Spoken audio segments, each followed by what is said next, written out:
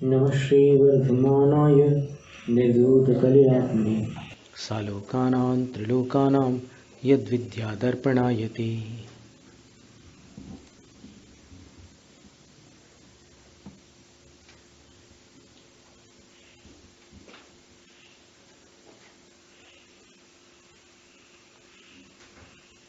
सम्यक दर्शनमेव ज्ञानचारित्राभ्याम उत्कृष्टमित्याह। सम्यक दर्शन ही ज्ञान और चारित्र की अपेक्षा उत्कृष्ट है, ये कहते हैं। सम्यक दर्शन शुद्धा नारकतिर्यं नपुंसक स्त्रीत्वानि दुष्कुल विकृता विकृताल्पायुर दरिद्रतांच व्रजन्ति नाप्यव्रतिकाः। 35 नंबर की कारिका है रत्नकंड की। यहाँ अभी तक के अनुष्टुप छंद चल रहा था, अब आर्या छंद है। सम्यक दर्शन शुद्धा नारकतिर्यं नपुंसक स्त्रीत्वानि दुष्कुल विकृताल्पायुर दरिद्रतांच व्रजन्ति नाप्यव्रतिकाः। आर्या का एक भेद है। सम्यक दर्शन से जो शुद्ध होते हैं अथवा जिनका सम्यक दर्शन शुद्ध होता है, सम्यक दर्शनेन शुद्धा सम्यक दर्शनम शुद्धम येषान्ते सम्यक दर्शन शुद्धा। बहुब्रीहि समास और तत्पुरुष समास दोनों बन सकते हैं। तो जिनका सम्यक दर्शन निर्मल होता है वे नारक नहीं होते, तिर्यक तिर्यंश नहीं होते, नपुंसक नहीं होते, स्त्री पर्याय को प्राप्त नहीं होते, दुष्कुल में उत्पन्न नहीं होते, विकृत उनके शरीर में विकृतियां नहीं होती, अल्पायु नहीं होते और दरिद्रता को भी प्राप्त नहीं होते, अव्रतिका अपि। और इसमें विशेष बात यह है कि भले ही वो व्रती न हो तो भी वो इन स्थानों को प्राप्त नहीं करते। सम्यक दृष्टि जीव जिनका सम्यक दर्शन निर्मल है वो इन स्थानों को प्राप्त नहीं होते। अब आप प्रश्न करेंगे कि श्रेणिक राजा तो सम्यक दृष्टि थे, वो नारक कैसे बन गए? प्रथम पृथ्वी में उनको जन्म लेना पड़ा ना। तो उसका उत्तर है कि जब उन्होंने वहां की आयु का बंध बांधा था तब उनके पास सम्यक दर्शन नहीं था। और यहां जो चर्चा हो रही है कि जिनका सम्यक दर्शन शुद्ध है वो अगर आयु का बंध बांधेंगे तो फिर इन स्थानों में नहीं जाएंगे, ऐसा है। और आयु का बंध अगर एक बार मिथ्यात्व के साथ बंध जाता है तो बाद में सम्यक दर्शन तो हो सकता है, लेकिन उस आयु संबंधी गति नष्ट नहीं होती, इसलिए उस गति में तो जाना ही पड़ता है। तो नारक, तिर्यक, नपुंसक, स्त्री पर्याय, दुष्कुल, विकृत, अल्पायु और दरिद्र, इन 8 स्थानों को, और च शब्द से और भी ऐसे कुछ स्थान हो सकते हैं, वहां सम्यक दृष्टि नहीं जाते, भले ही उनके पास व्रत न हो।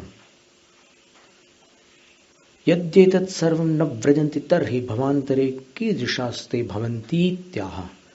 यदि इन स्थानों को प्राप्त नहीं होते सम्यक दृष्टि तो फिर वो कैसे बन जाते हैं? आगामी जन्म में उनको क्या प्राप्त होता है सम्यक दृष्टियों को?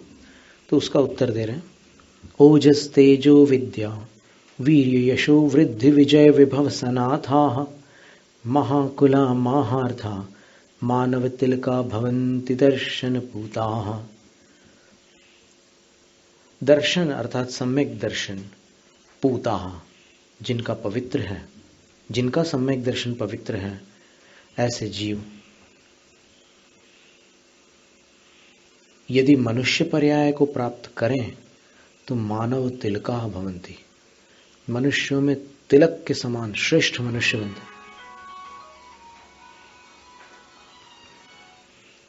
और श्रेष्ठ मनुष्य बनते हैं तो क्या क्या होता है उनके पास? तो बोले ओज होता है उनके पास, एक प्रकाश होता है, वाणी का ओज, और तेज होता है उनके पास। उनके शरीर में तेज होता है, विद्या उनके पास ज्ञान होता है, वीर्य उनके पास शक्ति होती है, यशो उनके पास यश होता है, वृद्धि उनको बढ़ोतरी प्राप्त होती है, तरक्की प्राप्त होती है, वो वृद्धि को प्राप्त होते हैं। विजय उनको सर्वत्र विजय की प्राप्ति होती है, और विभव उनको वैभव की प्राप्ति होती है। इनसे सनाथा, वे सनाथ होते हैं, अर्थात इनसे सहित होते हैं। और कैसे होते हैं? महाकुला, महान कुलों में उनका जन्म होता है। महार्था, महान पुरुषार्थी भी होते हैं। धर्म, अर्थ, काम, मोक्ष, इन चारों पुरुषार्थों में वे सक्षम होते हैं। ऐसे मानव तिलक, पवित्र सम्यक दर्शन वाले जीव बन जाते हैं जब वो मनुष्य बनते हैं तब।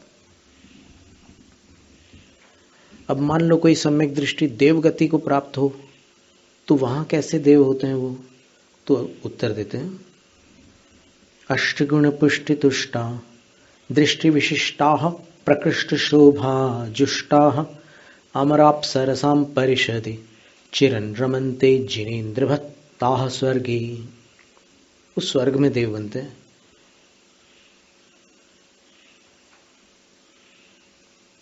अष्ट गुणों की पुष्टि से तुष्ट, अर्थात अणिमा, महिमा, लघिमा, प्राप्ति, प्राकाम्य, ईशित्व, वशित्व। अणिमा, महिमा, लघिमा, गरिमा, प्राप्ति, प्राकाम्य, ईशित्व, वशित्व और काम रूपित्व। अब अणिमा महिमा के साथ में लघिमा लिया है कि छोटा रूप धारण कर सकते हैं। अणिमा यानी एकदम छोटा रूप धारण कर सकते हैं। महिमा यानी महान आकार बना सकते हैं, विशाल आकार बना सकते हैं। लघिमा यानी एकदम हल्के हो सकते हैं। प्राप्ति यानी यहीं से कोई भी चीज प्राप्त कर सकते हैं। कोई चीज, जैसे मान लो ग्रंथ अंदर रखा हुआ है अलमारी में, तो वो ऐसे करके निकाल सकते हैं। इसको प्राप्ति कहते हैं। पर्वत के शिखर को छू सकते हैं। ऐसी ये शक्तियां उनके पास होती हैं। देवगति में इन शक्तियों से संपन्न होते हैं। 8 गुणों की पुष्टि से तुष्ट होते हैं। पुष्ट होते हैं वो गुण, और वो ये तुष्ट होते हैं उन गुणों से। यानी उनके पास जब ये गुण होते हैं तो फिर इनको उससे एक तृप्ति रहती है। दृष्टि विशिष्ट, जो जिनकी दृष्टि विशिष्ट अर्थात जिनका सम्यक दर्शन खास है, निर्मल है। और प्रकृष्ट शोभा जुष्टा, उत्कृष्ट शोभा से सेवित होते हैं। उनकी शोभा भी सबसे अलग होती है बाकी देवों की तुलना में। तो देव और अप्सराओं की सभा में वे चिरकाल तक रमण करते हैं स्वर्ग में। जो जिनेन्द्र भगवान के भक्त होते हैं, सम्यक दृष्टि जीव होते हैं, वे यानी देवगति में भी वो साधारण देव नहीं बन करके विशिष्ट देव बनते हैं।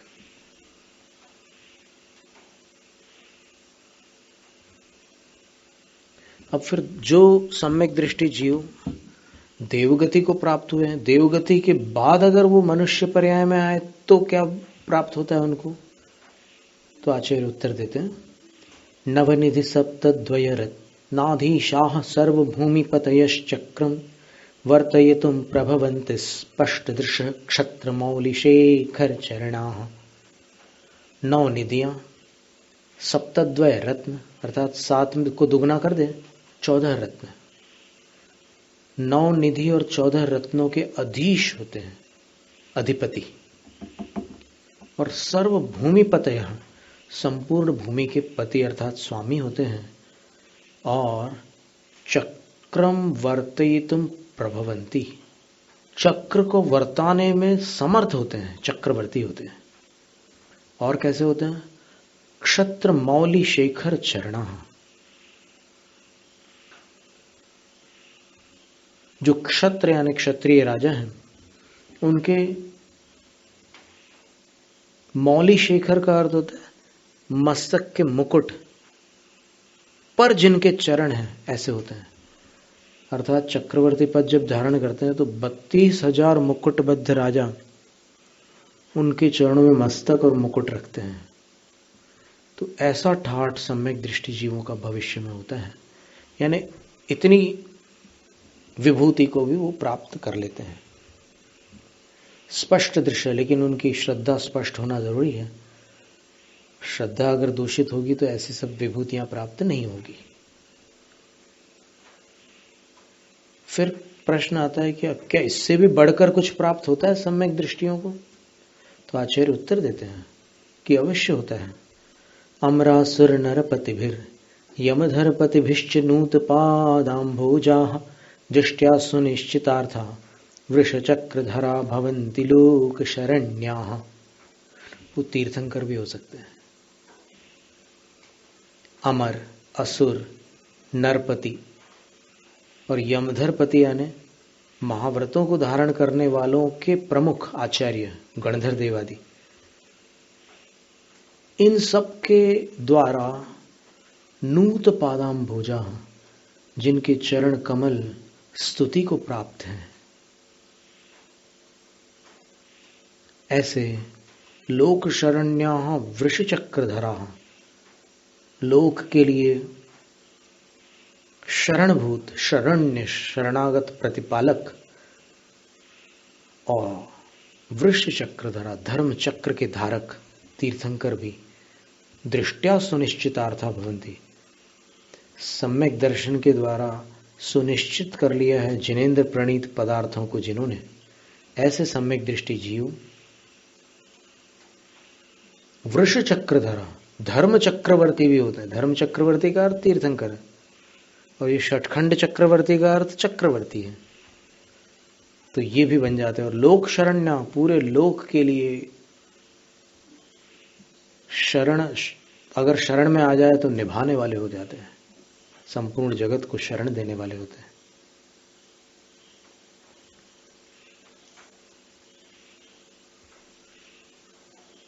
फिर कहते हैं कि इससे बढ़कर के कुछ हो सकता है क्या?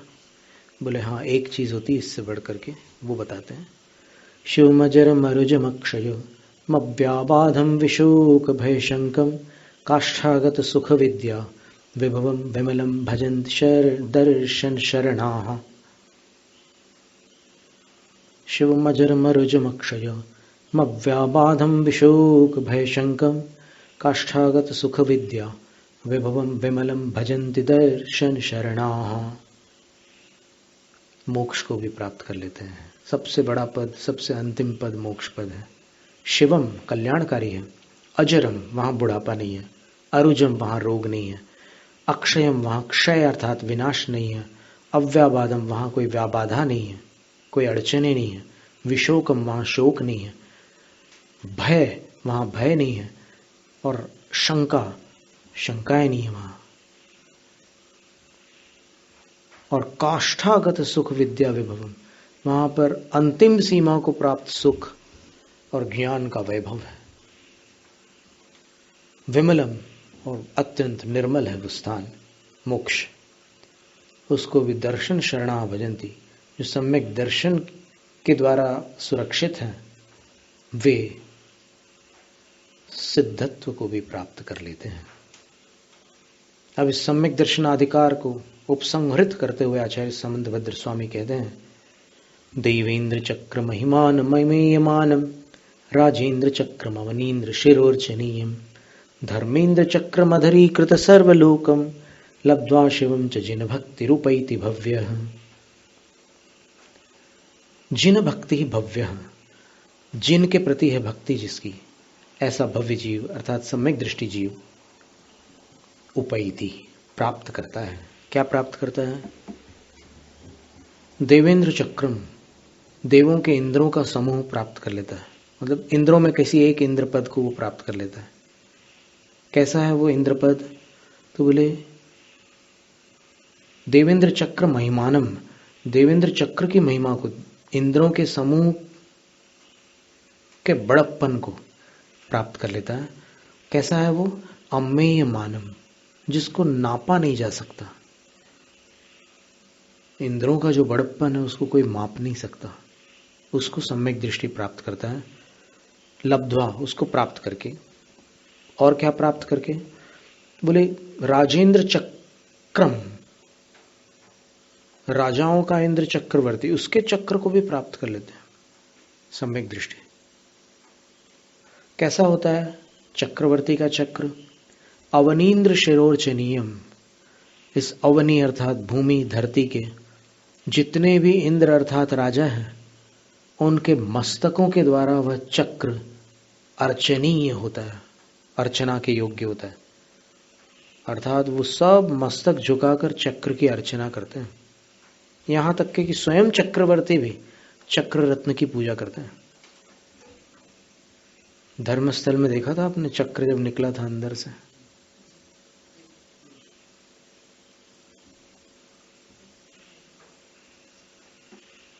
इसको प्राप्त करके, पहले इंद्र पद को प्राप्त करके, फिर चक्रवर्ती पद को प्राप्त करके, उसके बाद कह रहे हैं धर्मेंद्र चक्रम, धर्मेंद्र के चक्र को भी प्राप्त करते हैं, तीर्थंकर के चक्र को, धर्म चक्र को। कैसा होता है वो चक्र? अधरीकृत सर्वलोकम, जिसने संपूर्ण जगत को चरणों में नतमस्तक कर लिया है।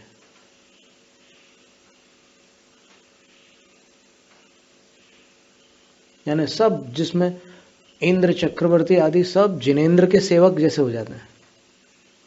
इतना महान पद है तीर्थंकर पद। उसको भी प्राप्त होकर अंत में शिवंच उपैति, मोक्ष को भी वो प्राप्त कर लेते हैं।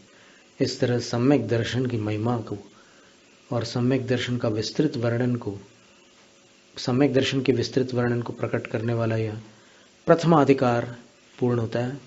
अब ज्ञानाधिकारो द्वितीय, दूसरा अधिकार ज्ञानाधिकार है, लेकिन प्रथम अधिकार की पूर्ति पर एक कायत्सर्ग होगा।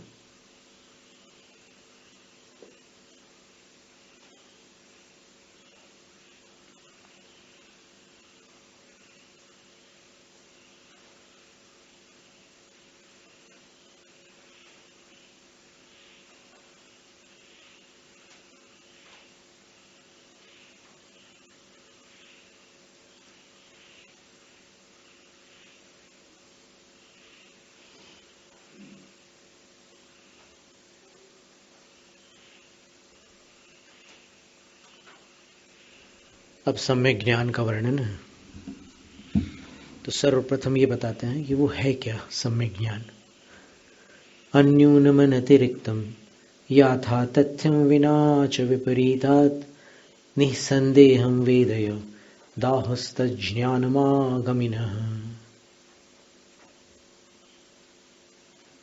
अन्यूनम वेद, यत अन्यूनम वेद, जो घटा करके नहीं जानता आगम को।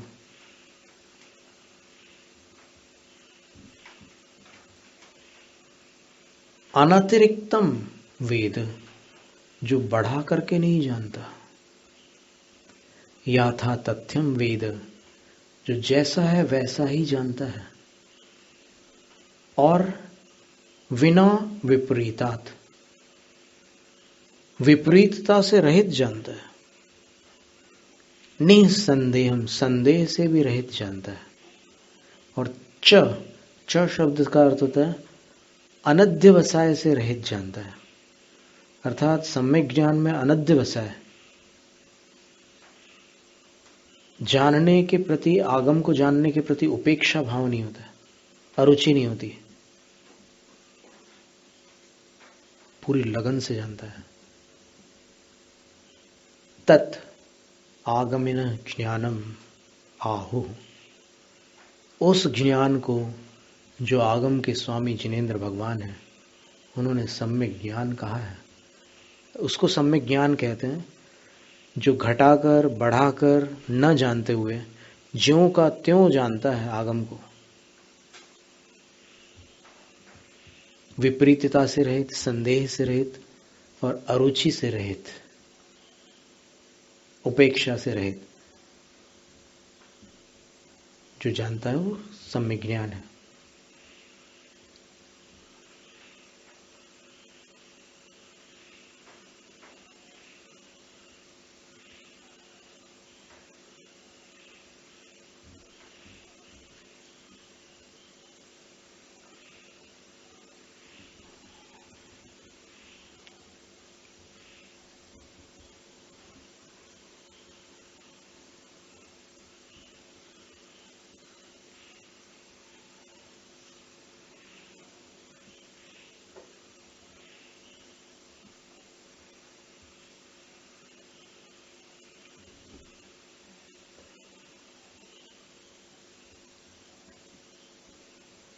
तस्य विषय भेदाद भेद प्ररूपयन्नाह।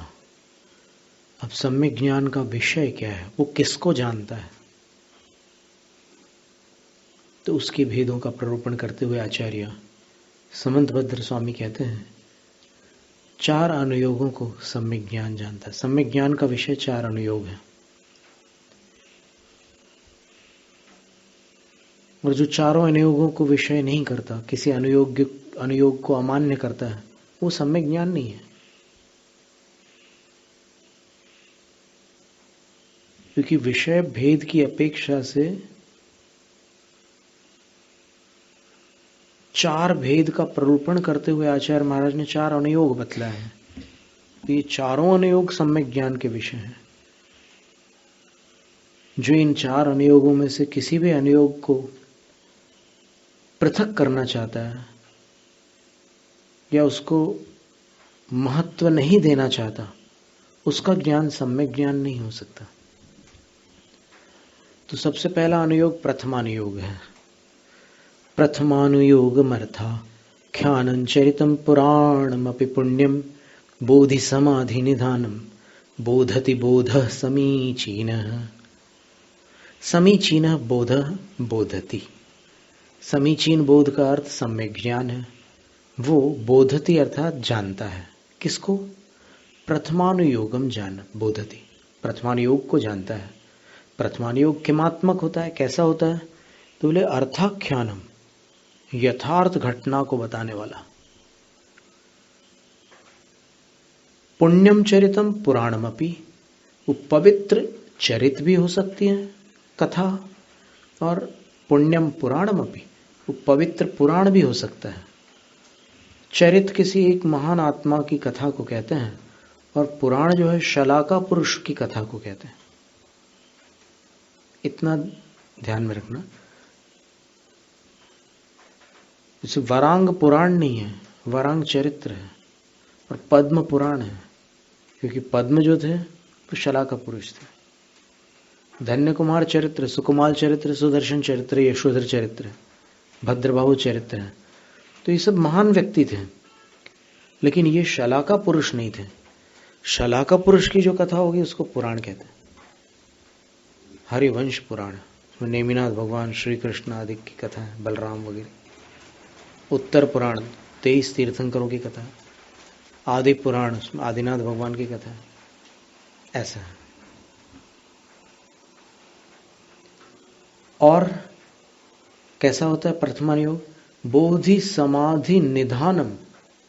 बोधि, बोधि का अर्थ होता है अप्राप्तानां ही सम्यक दर्शनादीनां प्राप्तिर्बोधि ही। सम्यक दर्शन, सम्यक ज्ञान और सम्यक चारित्र प्राप्त न हुए हों तो उनकी प्राप्ति को बोधि कहते हैं। तो ये प्रथमानुयोग जो होते हैं वो बोधि के खजाने हैं, निधान है, भंडार है। प्रथमानुयोग का स्वाध्याय करने पर रत्नत्रय की प्राप्ति होती है। और समाधि, समाधि शब्द का अर्थ प्राप्तानां तो पर्यंत प्रापणम समाधि। जो रत्नत्रय प्राप्त हुआ उसको पर्यंत प्राप्त कराना, मतलब उसको पराकाष्ठा तक ले जाना। पराकाष्ठा क्या है रत्नत्रय की? निर्विकल्प समाधि, शुद्धोपयोग, उसका नाम समाधि है। ध्यानम वा धर्म शुक्लम च समाधि, धर्म और शुक्ल ध्यान भी समाधि है। तो ये अर्थ हुआ, समाधि का अर्थ शुद्धोपयोग है, और बोधि का अर्थ रत्नत्रय की प्राप्ति है। तो प्रथमानुयोग रत्नत्रय की प्राप्ति का भंडार है, और शुद्धोपयोग की प्राप्ति का भी भंडार है। बड़ी अनोखी बात है ये।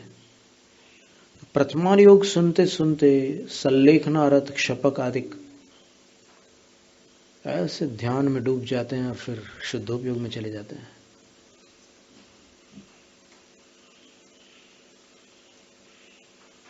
वेदना हो रही है, सहन नहीं हो रहा, कई महीनों से शरीर शिथिल पड़ा हुआ है, यहाँ पर कंधों पर, कमर पर, यहाँ पीठ पर, यहाँ घुटने के पास बेड सोर्स हो गए, छाले पड़ जाते हैं। उपचार करने वाले उपचार कर रहे हैं, पर कर्म का उदय और वेदना तो अपने स्थान पर है। तो उनको जब संबोधन दिया जाता है, उनको जब प्रथमानुयोग सुनाया जाता है, तो वो काम कर जाता है। वेदना से ध्यान हट जाता है और फिर उन मुनिराजों के पुरुषार्थ की ओर ध्यान चला जाता है कि देखो उन्होंने इतने क्लेश में कैसा पुरुषार्थ किया, फिर मैं क्यों घबराऊं? पुरुषार्थ तो अंदर से ही करना है ना, तो फिर मुझे भयभीत होने की क्या आवश्यकता है? मुझे आकुल व्याकुल होने की क्या आवश्यकता है? ये प्रथमानुयोग का बड़ा प्रभाव होता है।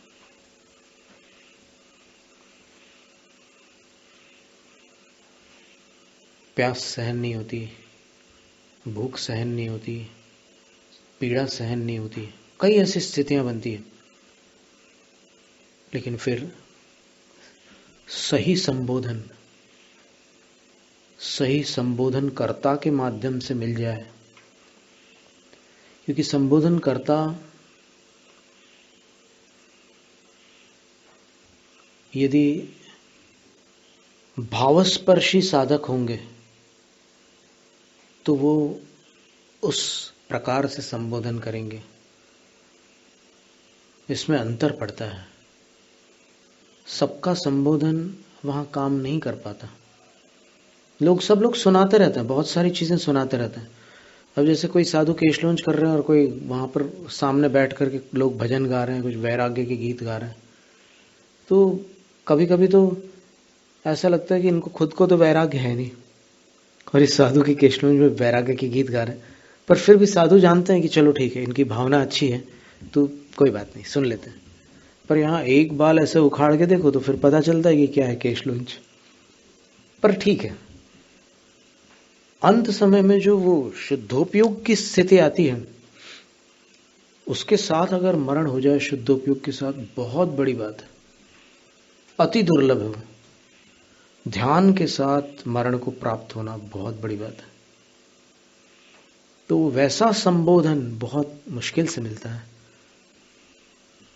पुण्य भी होता है उनका, फिर भी बहुत अच्छे अच्छे साधु हैं, इतने अच्छे अच्छे आचार्य हैं आज के युग में इस धरती पर। ये धरती वास्तव में पवित्र है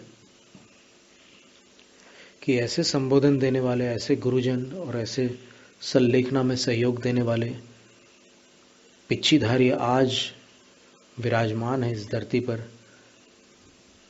जो उनका कल्याण करते हैं, उनको ऐसे संबोधन दे करके कल्याण करते हैं।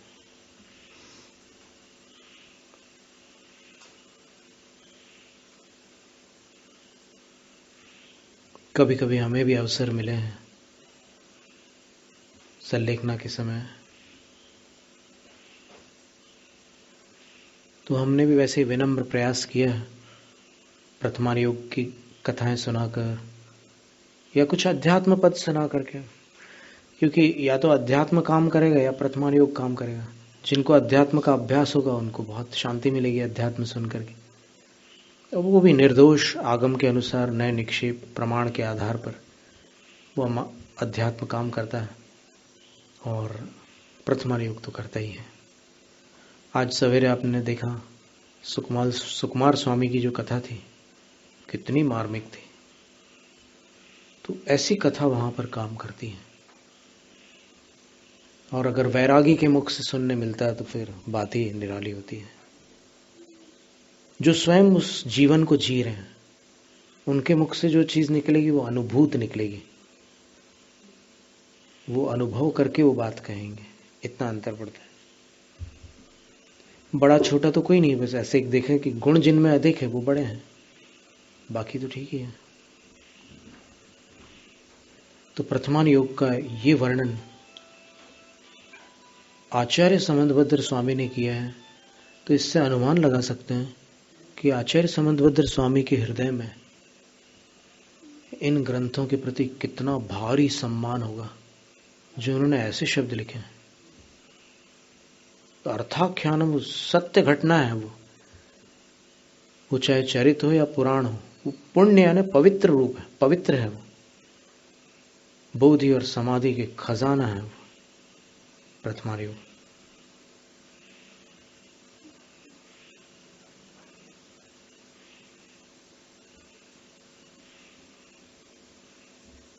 तथा उसी प्रकार सम्यक ज्ञान और किसको किसको जानता है?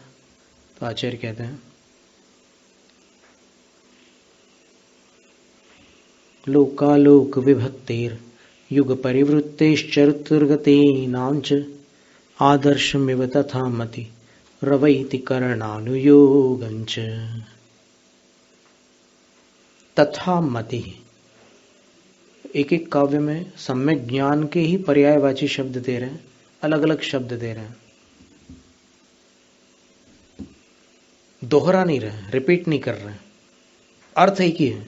समीचीन बोध एक काव्य में, दूसरे काव्य में तथा मति, जैसा भगवान ने कहा है वैसी जिसकी मति है वो सम्यक ज्ञान है।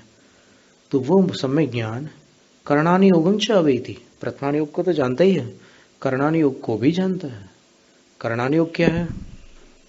तो बोले लोकालोक विभक्ते ही, लोक और अलोक के विभाग के प्रति, फिर युग परिवृत्ते हैं, युगों के परिवर्तन के प्रति, और चतुर्गति नाम, चार गतियों के प्रति, आदर्शम एव, यानी इनका दर्पण है वो। आदर्श का अर्थ दर्पण होता है। तो लोक और अलोक का विभाग, युगों का परिवर्तन और चार गतियों का वो दर्पण है, दर्पण के समान है। उसको तथामति सम्यक ज्ञान अवैति जानाति, जानता है।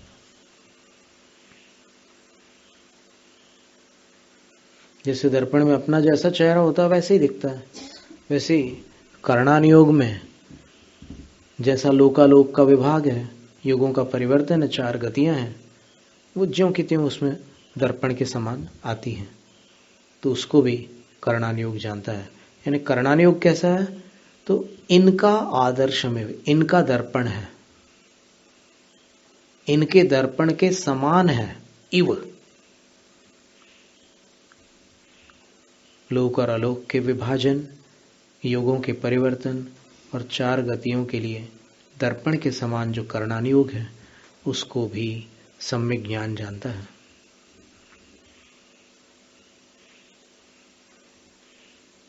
तथा और किसको जानता है?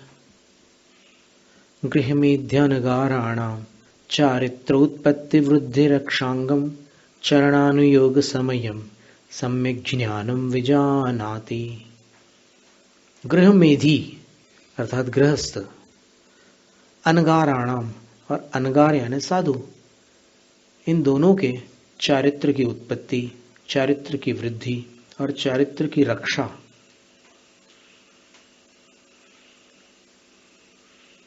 है अंग जिसका, मतलब चरणानुयोग रूप जो समय अर्थात आगम है, वो गृहस्थ और साधुओं के चारित्र की उत्पत्ति, वृद्धि और रक्षा का अंग है।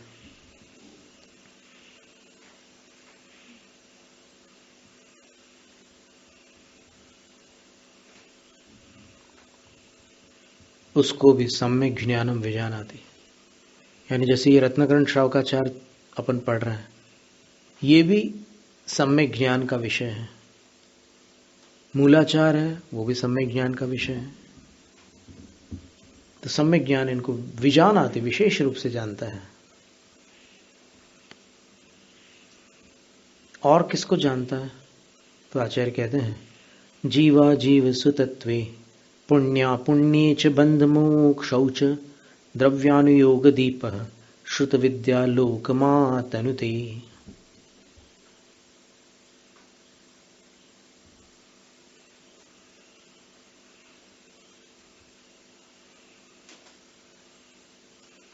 जीव और अजीव ये जिनेन्द्र प्रणीत सुंदर तत्व है। पुण्य और अपुण्य, बंध मोक्ष, और च शब्द से आश्रव संवर निर्जरा, इन 9 पदार्थों को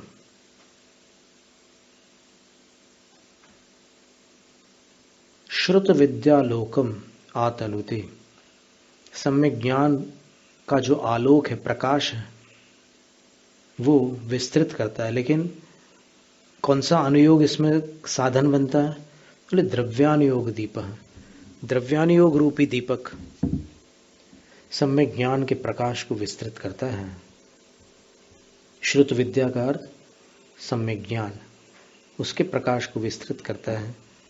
और जीव आदि जो 9 पदार्थ हैं, वो जिसमें पाए जाते हैं, वो द्रव्यानुयोग है।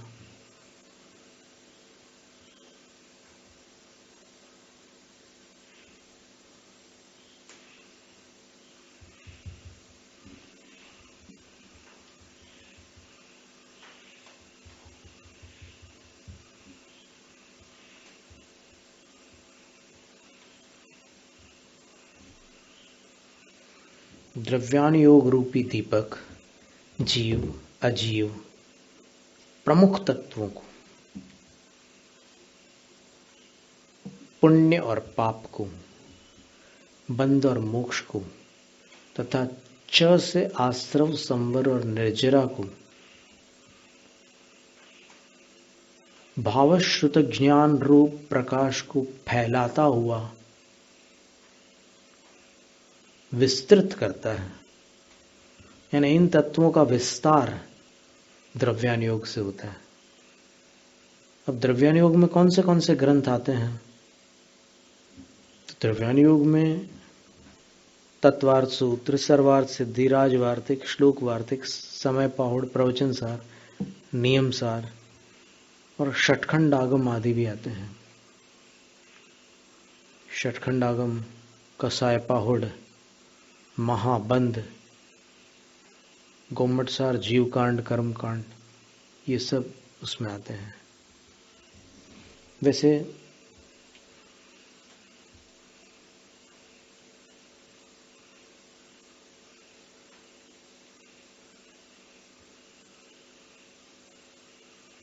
पंच संग्रह आदि ग्रंथ इसमें भी लिए हैं, करणानुयोग में। तो जीवकांड, कर्मकांड को करणानुयोग में लेना होगा,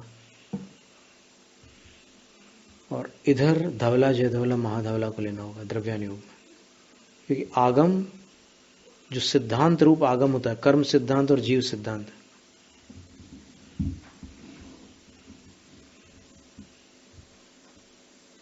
उसको आगम कहते हैं।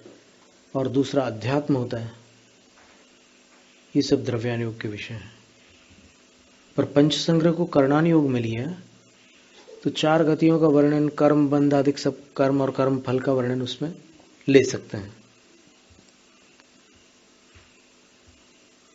इस तरह आज सम्यक ज्ञान का भी विवरण यहाँ पर पूर्ण होता है।